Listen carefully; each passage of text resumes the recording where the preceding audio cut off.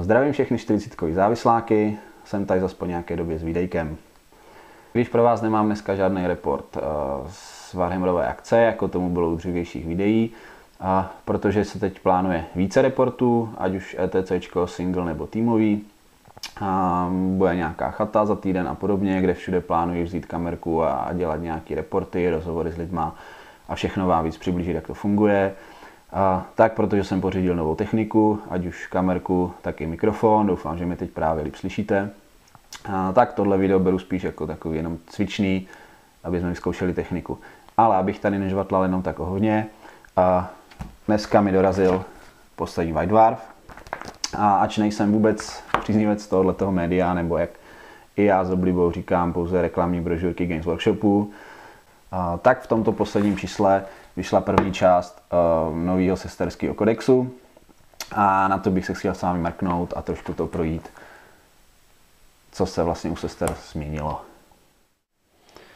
Takže první, co mě trošičku zaskočilo, až bych řekl, že zklamalo, je to, že v tomto White Dwarfu, kdy měly být sestry, což výtí kodexu ve White Dwarfu považuji po dlouhé době zase za něco, co by jak mohlo zvednout jejich prodeje, tak by to mělo být takovou majoritou tohohle čísla. Tak bohužel majoritou tohohle čísla je Vampire Count, což je oficiální update pro fantaskový Army Book. A tomu je věnováno, když jsem to prošel, když vezmeme veškeré fantaskové věci, battle reporty, nějaké doplňky do fantásky, co se týká budov a další věci, tak prakticky fantázce v tomto čísle věnováno 90 stránek.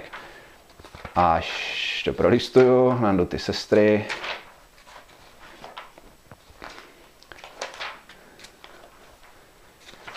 Tak prakticky 40, což je celý jenom o sestrách, je v tomto White Dwarfu věnováno.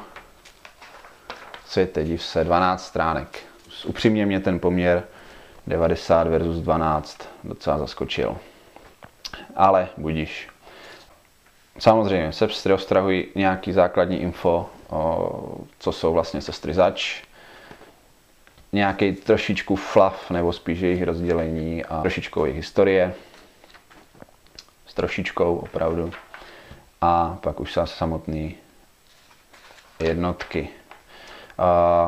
Základ Special Rules pro sestry. Prakticky se tu mluví hlavně o fate pointech a aktů vlastně, za které se fate pointy utrácí. Co se týká fate pointů, na začátku každé hráčové movement fáze si hráč hodí D6. Číslo, které mu padne, tak vlastně znázorňuje, kolik fate pointů má pro toto kolo. Pokud některý z nich nepoužije, tak mu na konci kola vyprší. Z tohohle tak jakoby laickým pohledem vyplývá, že pravděpodobně bude fate pointy používat pouze ve svým kole, nikoli v hráčovým. Máme tu pak jednoho speciál charaktera, který umožňuje tady tu kostku, nebo ten jeden hod na to D6 rollnout. Použití fate pointů. Když se jednotka použije nějaký act of fate, musí to deklarovat vlastně vždycky buď na začátku movement fáze, shooting fáze, nebo na začátku assaultu. Je to tam poměrně striktně řečeno. Jednotka si opět hodí D6, k tomuto hodu ale přičte +1 za různé okolnosti, jako například pokud jednotka obsahuje speciál charaktery, seržantky nebo už utrpěla nějaký casualties.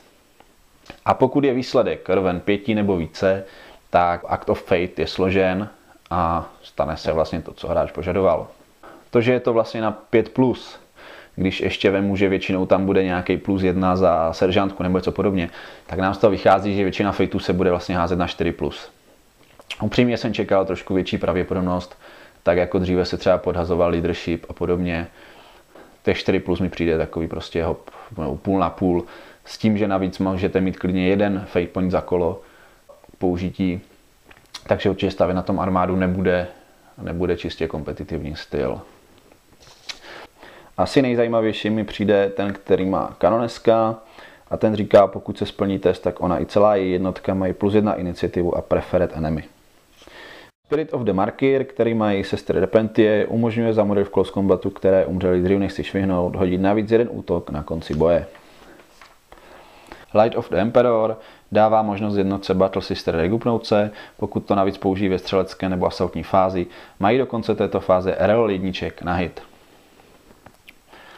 Hand of the Emperor, jednotka Celestianek získá v CC +1 sílu a Fearless. Holy Fusilade, jednotka Dominic získá Twin Link pro všechny jejich zbraně. The Emperor, Deliverance, Serafinky získají reroll na woundy ve střelbě. Divine Guidance, Retributorky získají Rending pro jejich střelecké zbraně. Prakticky víc zmínka o Act of Fates v tomto White Dwarfu není.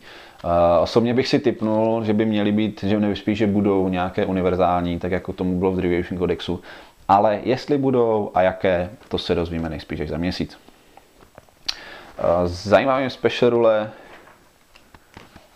je ještě Shield of Fate, který říká, že ti, co ho mají 6kový invul. Jediná jednotka, u které jsem našel, že ho nemají, jsou Klesiarchy Battle Enclaves, což jsou prakticky 3 henchmenti z Great Knightního kodexu. A jinak prakticky všechny, včetně Pentient Engineu, nebo i Exorcisty, Rina a Emulátorů, mají Shield of Fate, to znamená 6kový invul. Když už jsem zmínil henchmenty, neboli tady Ecclesiarchy Battle Enclaves, tak k dispozici je buď to Acro Flargant, i když na rozdíl od GK kodexu ten má pouze sílu 4. Dále Crusader, který má power weapon na Storm Shield, a Deathcool Assassin s power weaponou vlastně na vysoké iniciativě.